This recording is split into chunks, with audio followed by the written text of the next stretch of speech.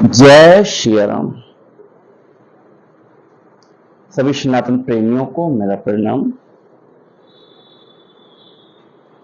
बार बार कौशिक चरण शीस नाई कहराओ, यह सब सुख मुनिराज तो कृपा कटाक्ष पसाओ।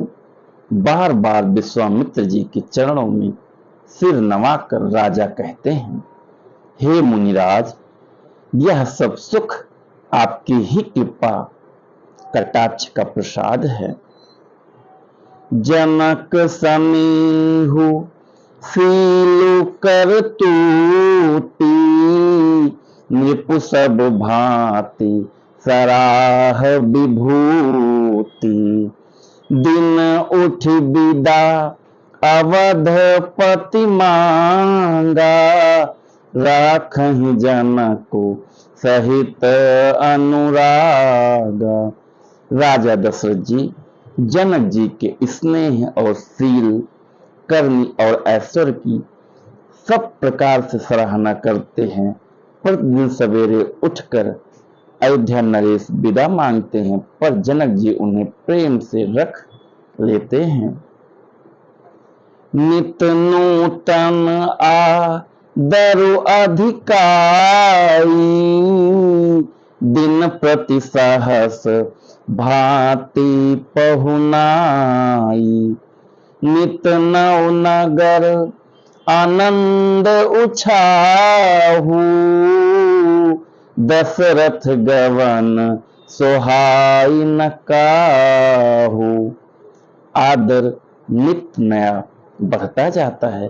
प्रतिदिन हजारों प्रकार से मेहमानी होती है। नगर में नित्य नया आनंद और उत्साह रहता है। दशरथ जी का जाना किसी को नहीं सुहाता। कौन चाहेगा कि जिस गांव में, जिस घर में प्रभु श्री राम जी आए हों, कौन चाहेगा कि हमारा घर छोड़कर प्रभु जाएं। जय श्री राम। बहुत दिवस बीते एहि भांति, जन स्नेह राजु बंधे बराती। कौशिक सता नंद तब जाई, कहा विदेह निपहि समुझाई। इस प्रकार बहुत दिन बीत गए, मानो बाराती स्नेह की रस्सी से बंध गए हैं।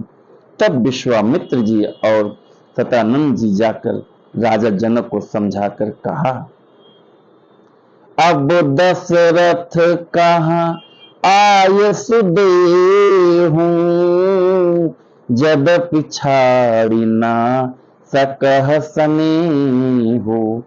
भले ही नाथ कहीं सचिव बोलाए, कहीं जय जीव शीस तिन्ह नाए। यद्यपि आप स्नेह बस उन्हें नहीं छोड़ सकते, तो भी अब दशरथ जी को आज्ञा दीजिए। हे नाथ, बहुत अच्छा कहकर जनक जी ने मंत्रियों को बुलवाया। वे आए और जय जीव कहकर उन्होंने मस्तक नवाया।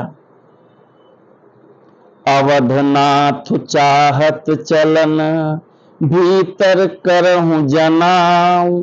भय प्रेम बस सचिव मुनि, भय प्रेम बस सचिव सुनि। विप्र सभासद राव। जनक जी ने कहा, अयोध्यानाथ चलना चाहते हैं, भीतर रनिवास में खबर कर दो। यह सुनकर मंत्री, ब्राह्मण, सभासद और राजा जनक भी प्रेम के बस हो गए। पुरबासी सुन चली बराता, बूझत बिकल परस पर बाता। सत्य गवन सुन सब बिल खाने, मनहु सांझ सर सिज सकुचाने। जनकपुर वासियों ने सुना कि बारात जाएगी, तब वे व्याकुल होकर एक दूसरे से बात पूछने लगे। जाना सत्य है, यह सुनकर सब ऐसे उदास हो गए मानो संध्या के समय कमल सकुचा गए हों। जय श्री राम। तो मित्रों, कौन चाहता है कि अगर जिसके घर प्रभु श्री राम जी विराजे हों, जिसके गांव में प्रभु श्री राम जी विराजे हों, कौन चाहेगा कि आराध्य प्रभु हमारा घर, हमारा गांव छोड़कर जाएं। सौभाग्य था जनकपुर वासियों का कि श्री रामचंद्र जी का आना हुआ विवाह के माध्यम से। तो मित्रों, वो टाइम ऐसा था कि भगवान खुद चले आते थे। आज के टाइम पे लोगों को तपस्या करनी पड़ती है, मेहनत करनी पड़ती है, बहुत कुछ उपाय करते हैं लोग, योग करते हैं, पता नहीं कितने सालों साल तपस्या करते तब प्रभु का जाके दर्शन होता है। लेकिन आपके लिए बहुत ही आसान है, श्री रामचरितमानस पढ़िए, डेली पढ़िए, कम से कम 5 चौपाई, आपको प्रभु साक्षात दर्शन देंगे। लेकिन आपका भाव होना चाहिए प्रभु के प्रति। आप किस भाव के साथ पढ़ते हैं, आप किस भाव के साथ प्रभु में रुचि रखते हैं।